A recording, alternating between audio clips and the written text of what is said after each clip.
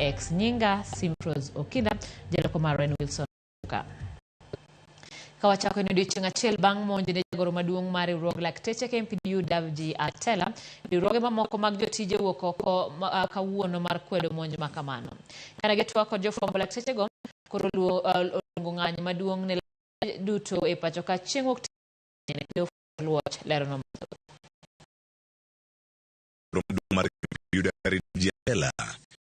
Ikemane Lakteche nitiere ng'anyo mamuol mane Nairobi mar apis mar migao mar thieth. Kaluwore gi mano, riwruoge jotije to ahinya mano mar kamoni chieng' Wuok Tich ng'anyo e counties duto kae ka gikwedo deko mar Lakteche mantiere tiegruok kata cans kachiel gi monj mane otimo.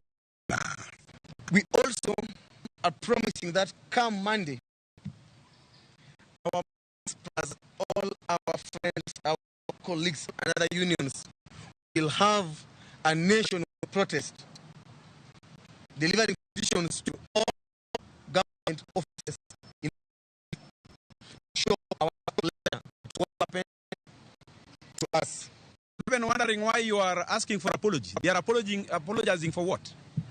As we are coming on Monday, with or without apology. Whether you apologize, that is your problem.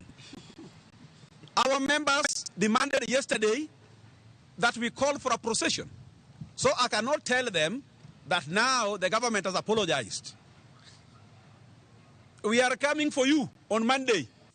Jagoro maduong' mar kotu Francis Atwoli bende okwayo ten migao marit mondo tim nonro mapiyo monj makamano. We are equally asking the Minister of Internal Security, Honorable Kindiki, to get involved in this issue, to inquire and tell us what might have happened. Ask the police to investigate.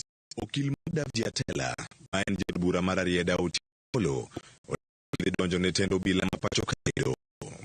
In the case of Dr. Atela, there's a particular policeman who lobbed a tear gas directly at his head at close range, which hit his head, and thereafter there was pandemonium. So Dr. Atela, there are about 20 or so other doctors who are in. Together, we will be suing the Director General of Police, the particular who lobbed that because he's known by name at a personal level, and will also be suing the entire police force. Kindego, jotel mathoth Wuok oko mar kwedo monj mane otimne jagoro maduong' mar KMPDU Davji Atela. We call for a thorough investigation into this incident and authority to hold those responsible accountable for the actions. We cannot be a nation which attacks its people.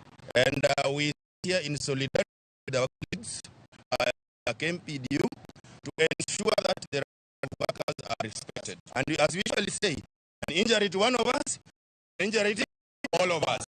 Today, we join hands with our colleagues to the KMPDU to stand in solidarity with them. Our statement today rallies around preventing all cases of violations of torture, around peaceful and unarmed protest.